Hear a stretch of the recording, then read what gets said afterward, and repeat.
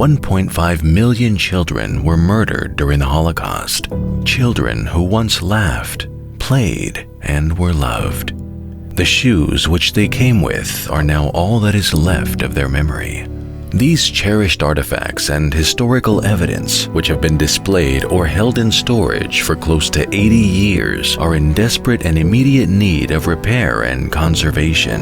We must preserve the evidence of Nazi Germany's horrific crimes so that the Shoah cannot be denied and will never be forgotten. Help us restore these precious artifacts to protect the memory and to defend history.